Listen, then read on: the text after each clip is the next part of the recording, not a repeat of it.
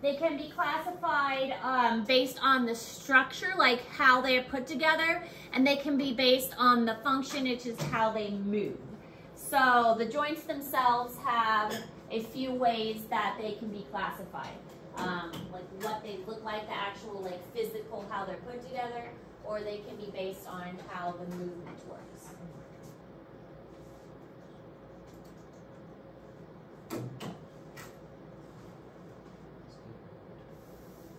Hot in here?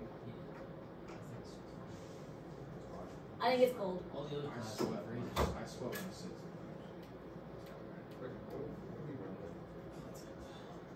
You don't see the car? You don't see the car? You so close to him? You can use that map on the right.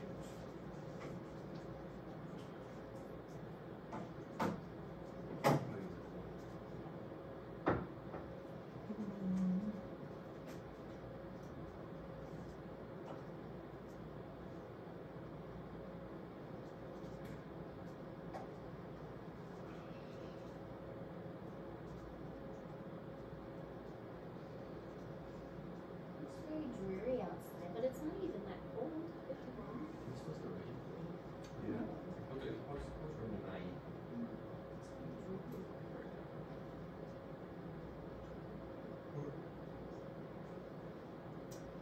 All right, so functional versus structural classification. Functional is, these are the names for the functional classification, and these are the names for the structural classification. I don't know why they do this. I mean, why? Why does it need two names? I mean, it's a joint. Why do you gotta give it two different names? So the functional classification for joints are synarthrosis, amphiarthrosis, and diarthrosis. Synarthrosis means that the joint moves a little bit. Means it doesn't move at all. That's a synarthrosis. Amphiarthrosis means that it moves a little bit, and diarthrosis means that it's a freely movable joint. So these are the, like when you think of a joint, you're usually thinking of the diarthrosis, which are like your knees and your elbows. You don't typically think of the joints in like your skull that don't move at all. But then we have our structural classification. These are the fibrous joints, cartilaginous, and the synovial. So it's the same joint, but they gave it two names. So the fibrous joints are the same as the synarthrosis. The cartilaginous joints are the same as the amphiarthrosis. And the synovial joints are the same as the diarthrosis. I don't know. Silly scientists. I'm convinced they should just let me name everything because I would name them so much easier. I would name it freely movable, slightly movable, or immovable.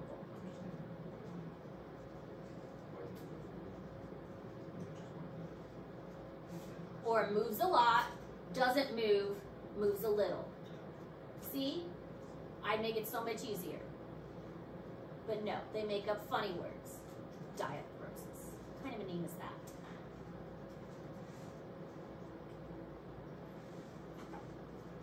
Unnecessarily complicated, that's what it is.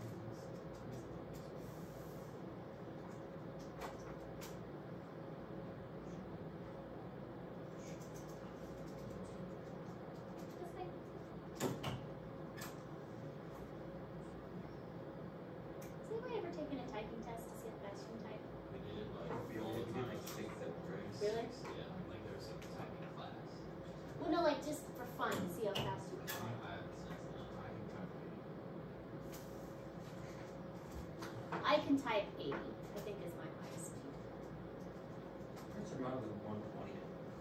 Yeah. Or was it? It's gonna be hard. Back, but it's alright. You have like the like.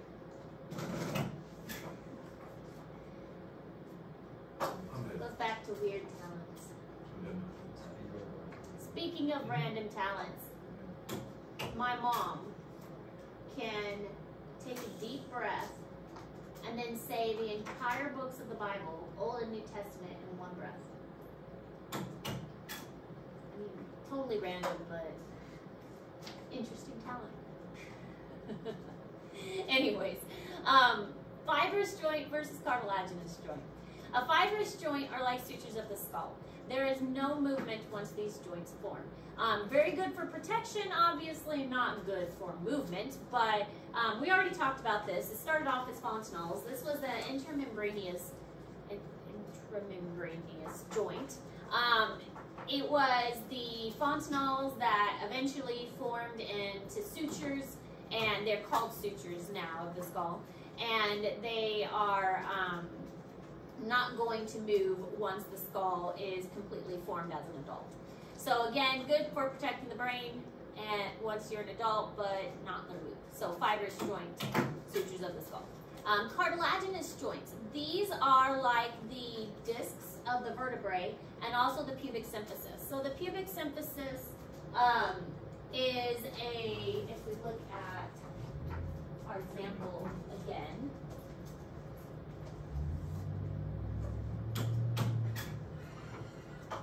on our vertebrae. So the pubic symphysis is this joint down here, and this would be a cartilaginous joint. It allows for some give and some stretch, specifically during childbirth in women, so that the head can fit through the birth canal.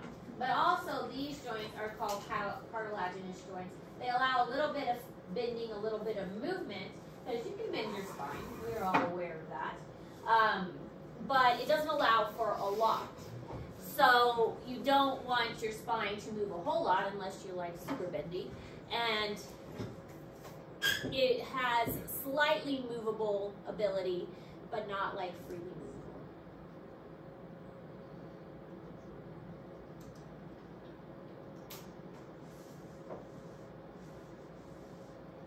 All right, so fibrous joints, sutures of the skull completely fused together, and then the cartilaginous joints, the symphysis, or parts of the intervertebral discs. And this is in Google Classroom. Now, synovial joints, these are a little bit different. With the synovial joints, here's a picture of the synovial joint. We're not going to get into the parts of the synovial joint because, again, that's anatomy. One part that I do like, though, that I like to mention, these are called bursae. These are like little pockets that keep the tendons from rubbing against each other. So I think that's cool to point out, that we actually have little pockets of fluid that separate our tendons and ligaments and kind of wrap around them so that they don't rub against each other and create friction. So, not that you need to remember that, I just think it's cool that we have these little pockets that prevent our ligaments from rubbing against each other. But these are synovial joints, and synovial joints are the freely movable joints. And we'll talk more about the importance of synovial fluid because synovial fluid is incredibly important in these joints.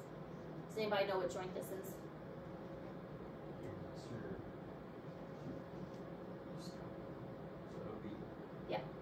right here, shoulder. Shoulders. Shoulder. All right, so synostosis is the movable joints, protection, sutures of the skull. There are lots of sutures of the skull. So this was the main fontanelle up here. So there's one big suture that goes right down the middle, but you can see that there are a lot of other sutures from a lot of different bones. So there are, I believe it was 22 bones of the skull, and only one of them moved, which was the mandible. So especially here around the eye, there are quite a few small bones. There's an ethmoid, a sphenoid, vomer, lacrimal bone, quite a few small bones. Again, big anatomy, you'll learn more.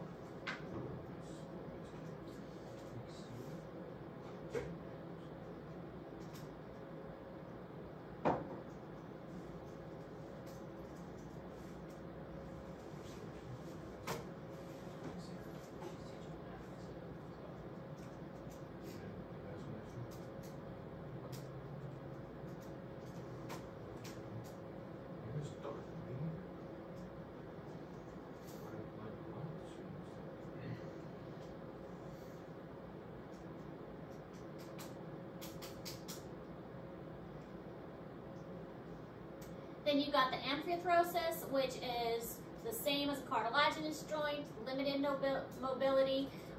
Typically pretty strong though. These joints do need to be strong because they're found in areas that are going to have very, they're usually with bones that have a lot of weight bearing to them or need to be in a strong position. So again, the vertebrae, pubic symphysis, they're going to need to be a very strong joint. Cartilaginous amphiarthrosis. Really though, amphiarthrosis, that's just a funny word.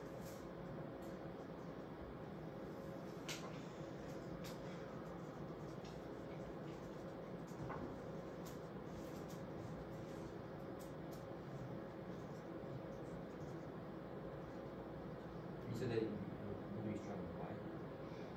The places that they're located are usually like high impact, important places. I mean, the ones of your vertebrae, for instance. Yeah. Your lower back takes a lot of pressure. The pubic symphysis, it's like a lot of pressure from your hips and from your legs and carrying a lot of weight. So they're in places that, yeah. Yeah.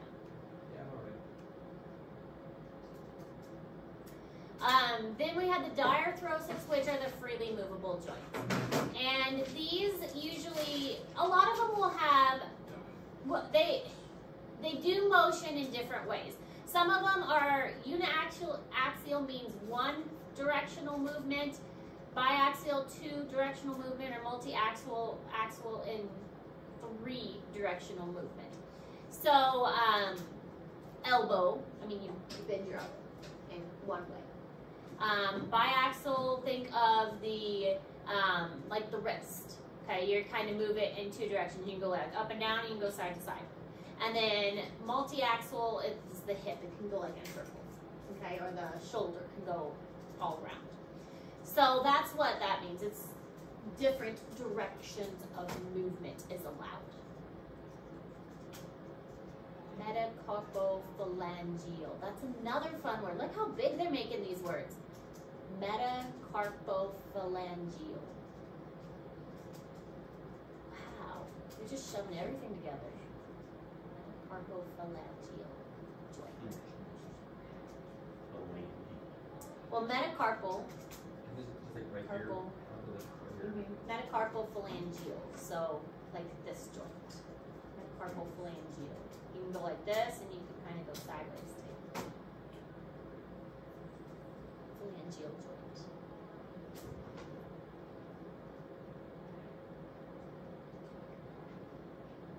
Like really break that word down.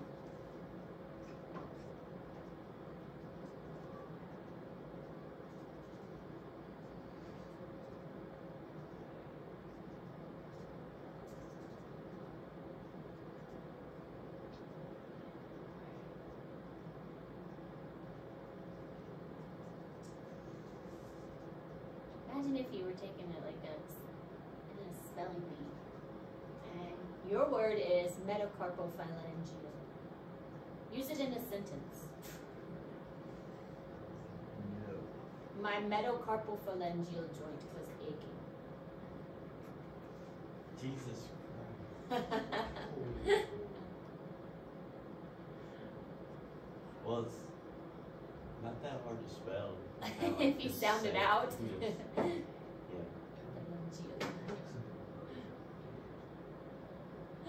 Yeah, the PH.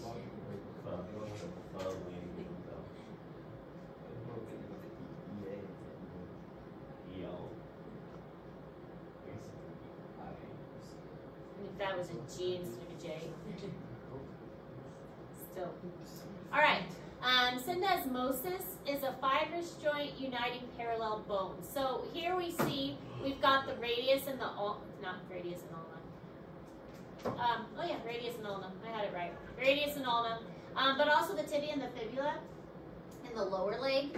That would be another example of that. The tibia and the fibula, radius and ulna. They have a membrane that connects the two of them together. That's what this is referring to. that membrane between them that's kind of holding them together. So it's a narrow gap joined by ligaments and this membranous stuff in between them. The wide gap is actually like a little joint in there, and it's called an intraosseous membrane, and this syndesmosis is what that joint is. So it allows for some movement. I mean, when you think about it, the radius and the ulna just kind of like rotate over each other when the arm moves, and we don't really think of that as a joint, but it kind of is, those two together. And we have, like I said, the same in the tibia and the fibula. We've got that membrane, the syndesmosis, between those two bones as well.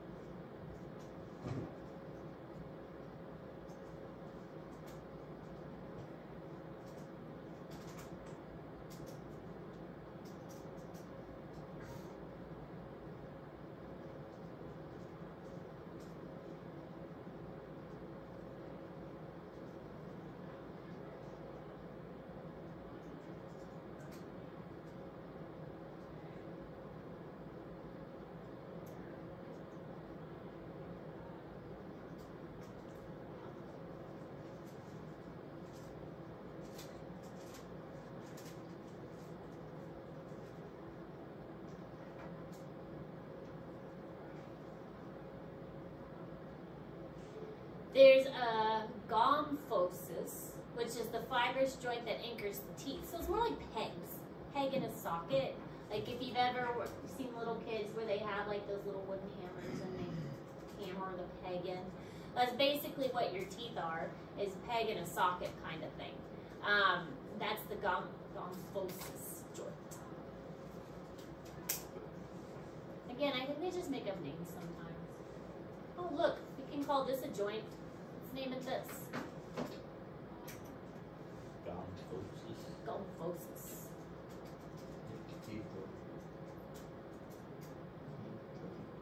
Teeth joint.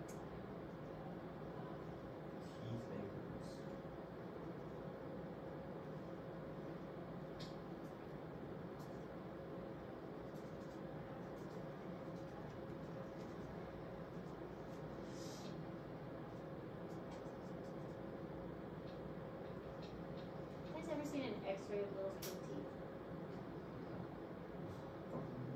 I should show you one. Because their teeth are all like back in their skull here.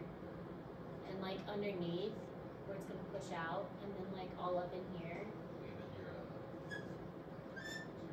So my wisdom teeth. Yeah, they're all like back up in the jaw. Creepy. Little kid teeth. So synovial joints, these are the ones that are the most well-known, most common of the body, because these are the most movable. They're the ones we use the most frequently. The knee, the fingers, the elbows, it's the ones that allow for us to actually move the most. The bursae I was mentioning in that picture I showed you, these are the discs that have the synovial fluid in them.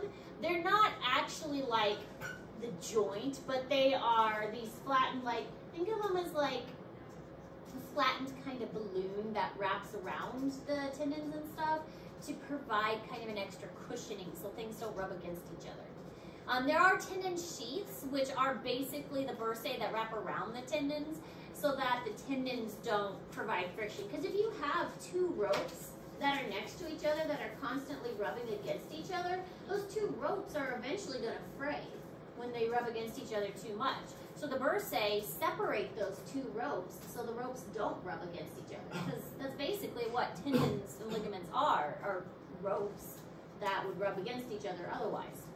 So the bursae do a really important part of preventing that friction. The synovial fluid itself is a like liquidy, cushiony fluid that provides cushion, lubrication, it absorbs impact. Think of how like when you drop a water balloon, but the water balloon doesn't explode, it kind of like mushes out. that's absorbing the impact. And that's what the synovial fluid does. When you jump, your knees, which by the way are the weakest joint in your body is your knees. Why do people have to have knee replacement surgeries so much? Because our knees are a stupid joint. Why do we injure our knees so much? Because our knees are a stupid joint. But when we jump, our knees take a lot of that impact, and the synovial fluid in that joint helps to cushion that. It also prevents parts from rubbing against each other, and it just kind of lubricates and keeps that entire joint moist. So without that synovial fluid and the membrane around that is what produces that fluid. So that whole joint is called a synovial joint because of that fluid there.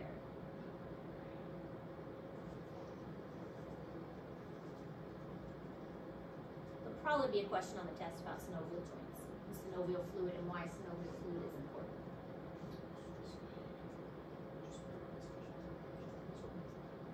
Yep, cushions, absorbs impact, lubrication.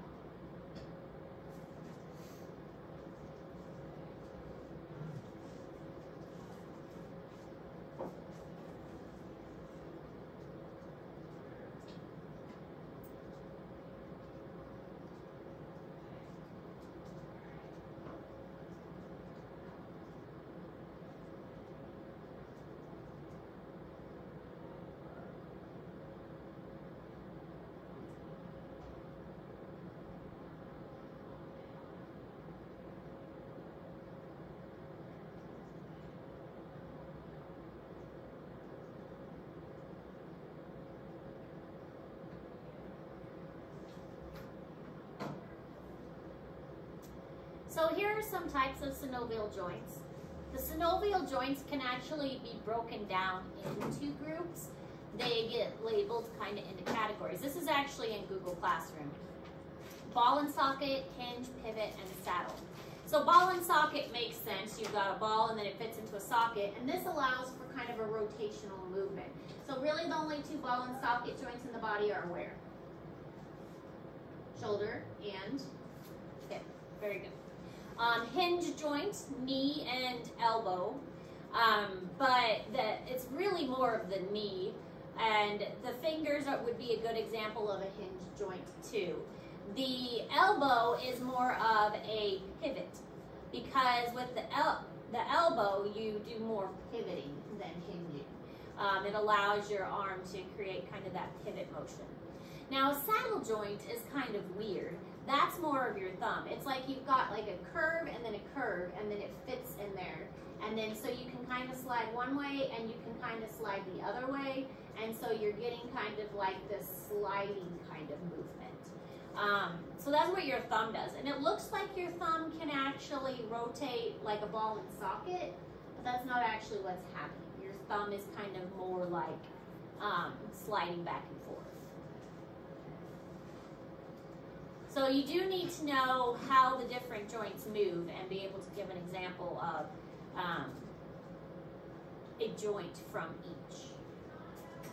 So like the pivot joint would be radius ulna humerus joint.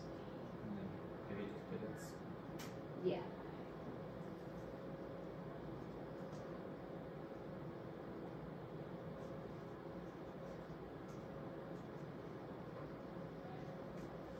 I mean, maybe explain it a little more, pivots back and forth, something like that.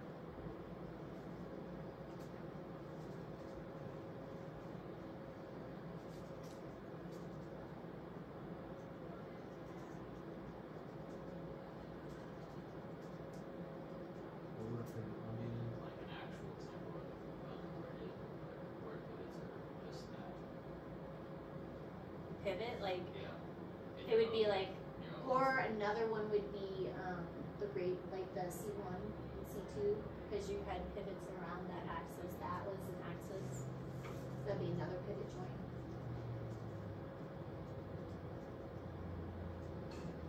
So yeah, that'd be another really good one, is the atlas axis.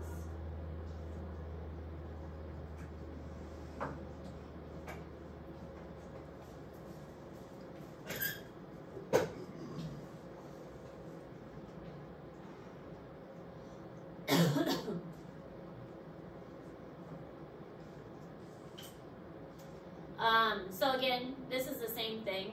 If you wrote it down the other one, you don't have to write it down here.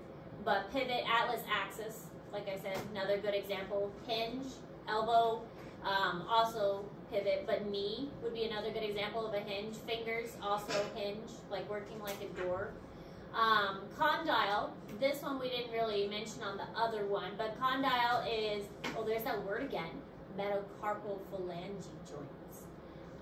So that would be like this part right here, not like this part of the finger, but this part right here, like the actual knuckle part.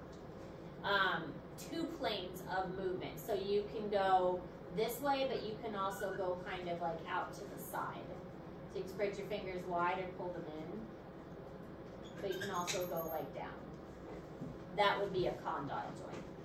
Spread your fingers out, but you can also go down. Does that make sense? Okay. You can spread your hand out, but also go down.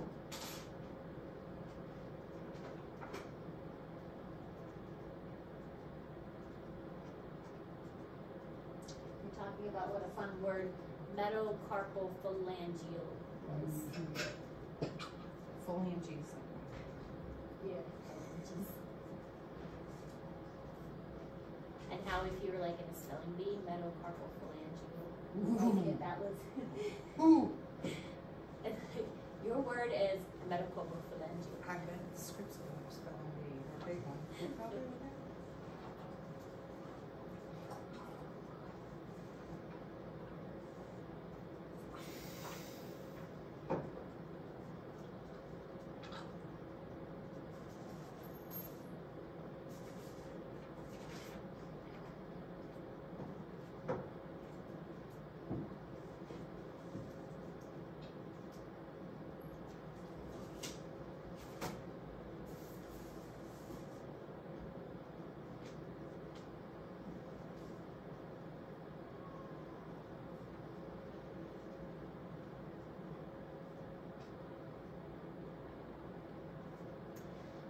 Saddle joint, we already mentioned that one.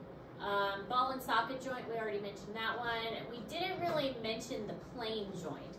Plane joint would be the tarsals like in the feet, and so this would be kind of sliding back and forth. So here you can kind of see the plane joint, a picture of it. So imagine just like two flat surfaces, and so it's basically like a plane would suggest, sliding back and forth. So you don't have to rewrite the ones if you've already got it written down, but plane joint, since we hadn't talked about that one yet, you should write that one down. So plane is like two flat surfaces that are rubbing just flat against each other. So you can move different directions, but since it's just a flat surface, the movement is kind of limited.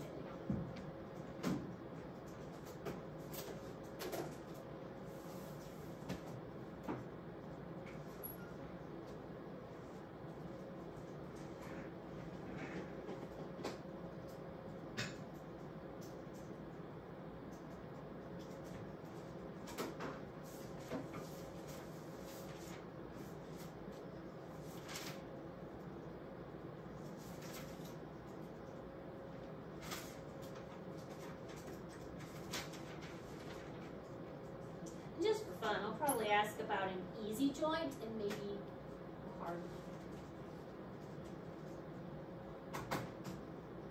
Because, you know, just for fun.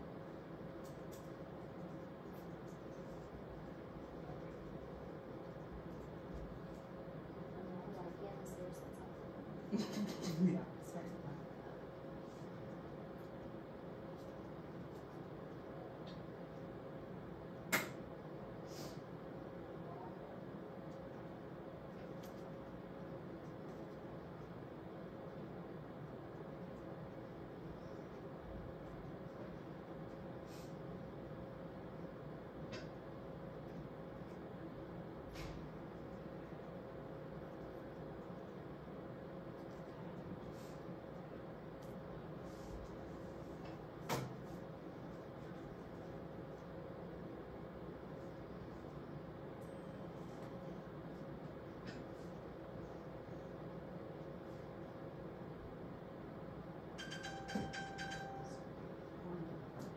all the All the time. All the Silence time. We're Mean to old. silence it, and then I hit the find it instead. Pretty old. Well, they should have put them right next to each other. I'd say old is like 6 months.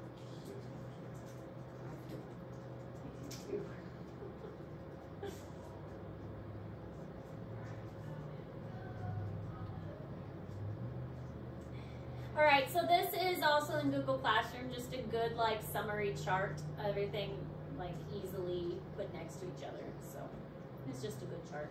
I like charts.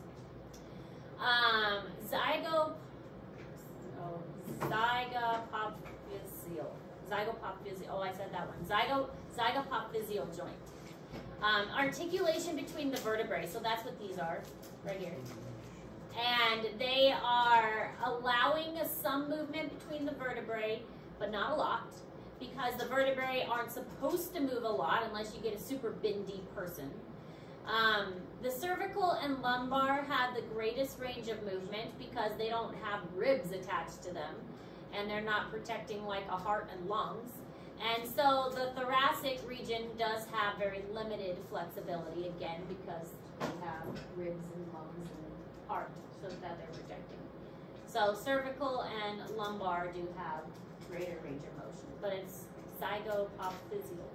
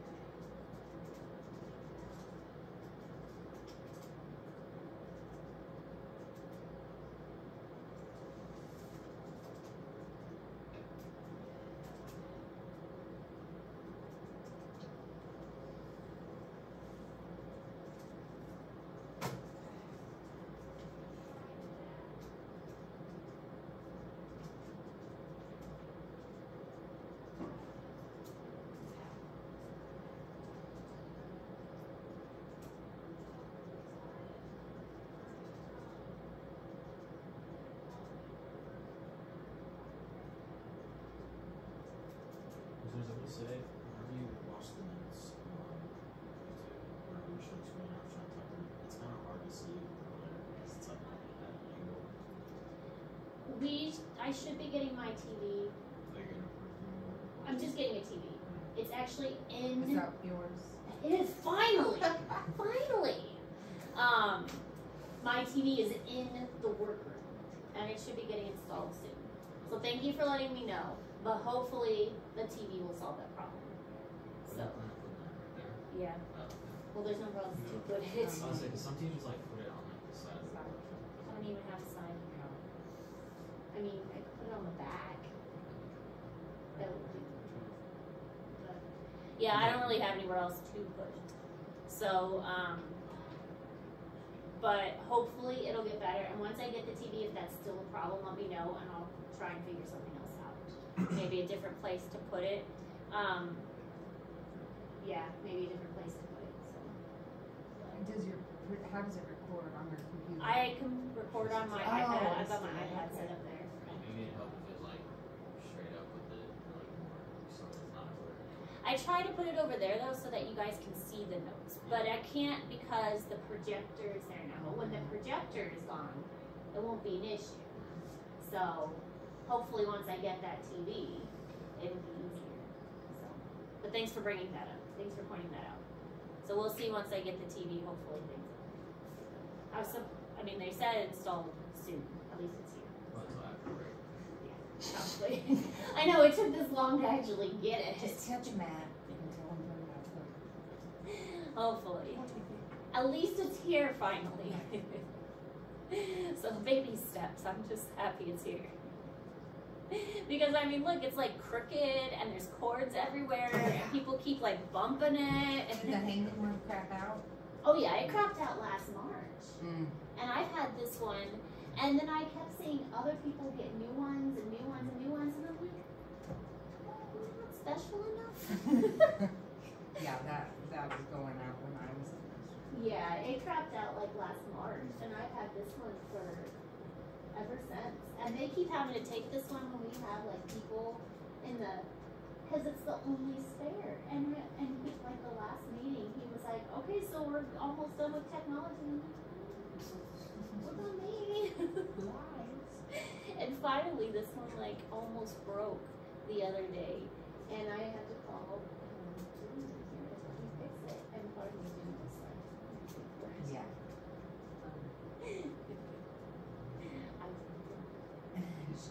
she's amazing. Anyways, the temporomandibular joint. That's the jaw joint, and so this is the only movable one in the skull, and it's for opening and closing.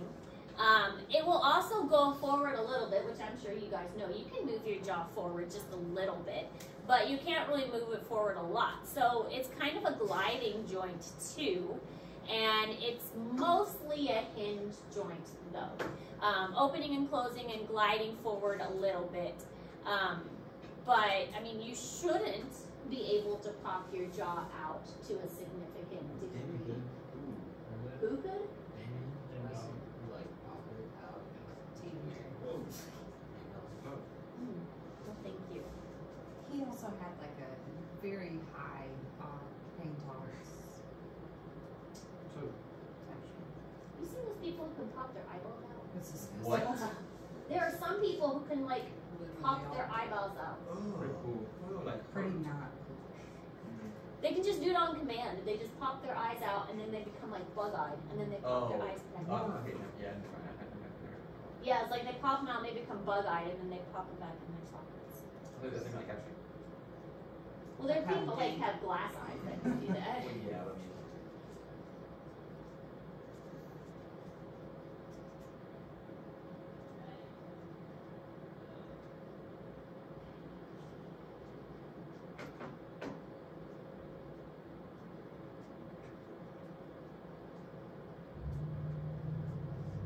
All right, glenohumeral joint. This one's kind of a special joint, so that's why we're talking about this one. The shoulder joint is part, we use this one so much because our arms and our hands are so vital to us. I mean, yes, walking and being able to move is important, but without our hands, we just use our hands so much for manipulation, and so our arms increase that range of motion. The ball and socket has the largest range of motion of any joint in the body. However, even though it has the largest range of motion, it's offset by a loss of stability. Arms can pop out of socket pretty easily. So, yeah. Do you speak from experience? So even though we have a huge range of motion with our arms, it's kind of a weak joint. Now, the weakest joint of the body is the knee. I mentioned that before. The knee is just kind of a crummy joint in general, but this one is, it just doesn't have a lot of stability. Yes, we can move it a lot, but it pops out pretty easily too. That's why people like contortionists and things, they can pop out their arms pretty easily and pop them back in pretty easily.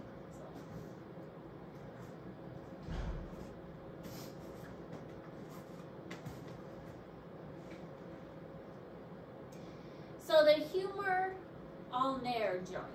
This is the humerus and the ulna. That's what gives your elbow the pointiness right there. That's your ulna that you're feeling.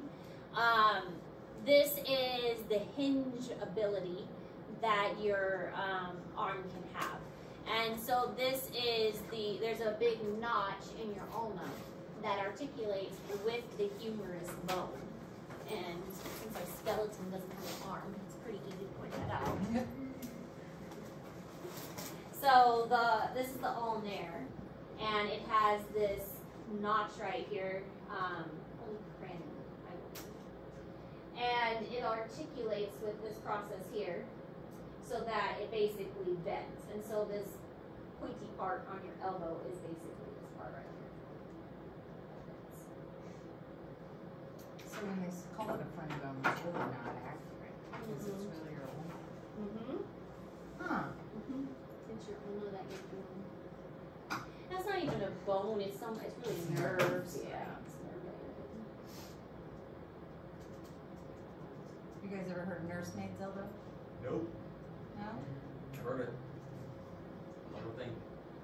So it happens all the time, and I shouldn't say all the time, but a lot with little kids. Like, if you pull on their arms, like, I'm not saying like abuse, but like, come on, hurry up, you know, they can pull their elbow out of socket. And once it happens once, it continues to happen. No, my sister-in-law. No. Or if you pull on the skeleton. Yeah. It's completely different. Did you fix it? I mean, it's like a little hook here. It's like it needs to be worked on. But yeah, with the hook.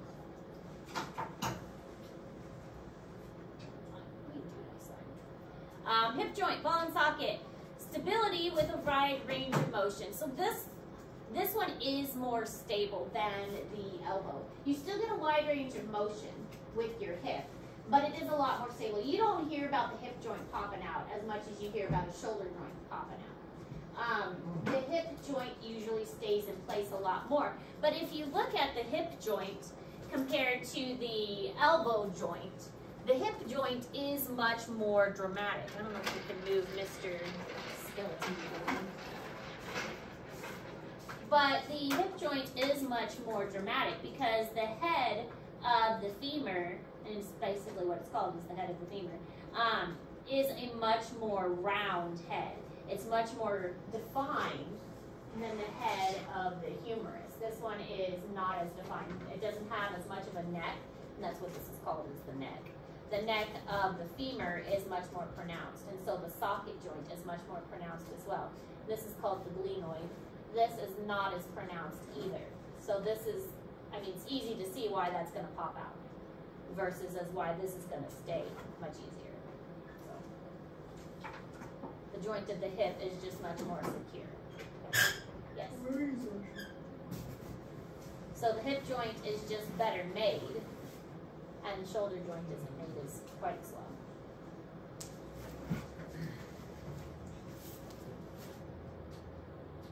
How long is this slide? Nah, that one's a little longer. Okay, we'll go ahead and stop here for today. That's a good place to stop. We'll put Mr. Skeleton back.